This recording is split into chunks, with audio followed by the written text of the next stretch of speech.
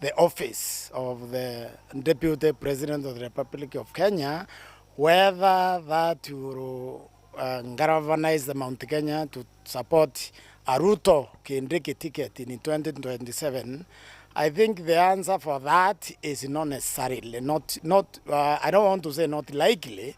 What I want to say is it depends.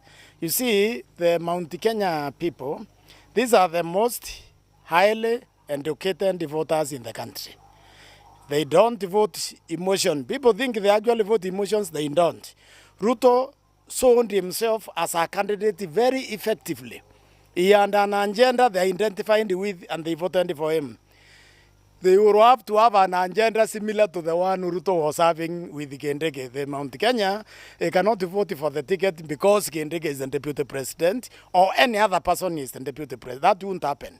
What will happen is if the president and his deputy, they have a clear agenda for the country, like the one he had when he was campaigning for election as a UNDA candidate. If they have a clear agenda, they wouldn't be voted because of that agenda, but not because somebody from Mount Kenya is a deputy president. I think this community and the Kenyan community generally has moved out of that space. They understand very well that when you become a deputy president, the young people in your area where you come from, or rather within Kenya as a whole, who didn't have a job, they still don't have a job. The dispensary in your home that didn't have medicine, it still doesn't have medicine. The hospital which didn't have doctor, it still doesn't have doctor. What am I saying? For that ticket to attract the Mount Kenya vote, it will have to restructure the economy. It will have to make a success of the economy. Then the Mount Kenya will vote for it and the whole country will support it.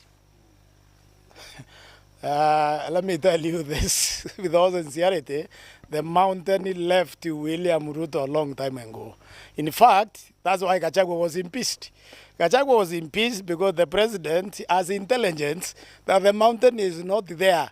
The mountain is not there because the promises that UNDA made, or the president made, to the people of Kenya, not just to the mountain, because the mountain is tied to the country, most of those, they don't see them as having been fulfilled.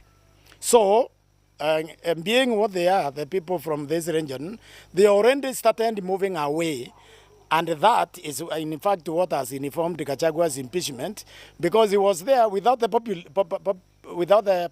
Gachagua was within the government without the Mount Kenya people with him.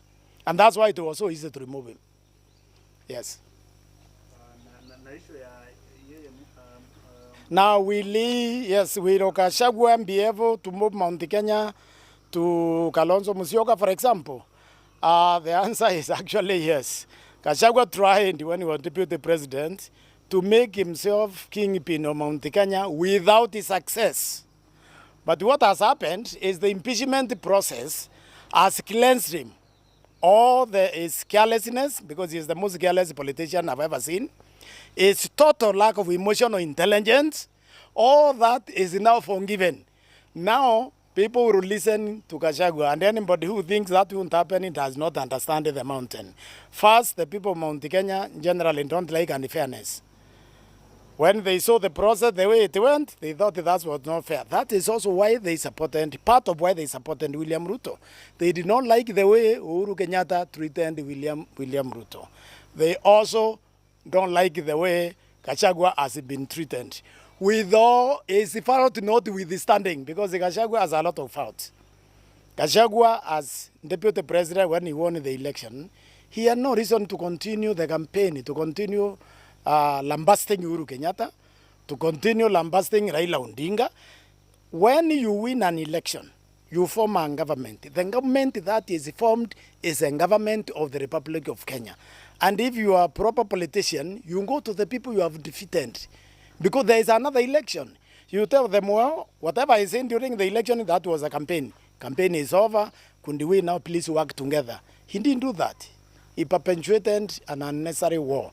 But this time, I think, his alliance with sections of Asmio, that alliance will strengthen Azimio, because I can tell you this, right now, Gachagua has a voice within the mountain, which he didn't have until he was impeached.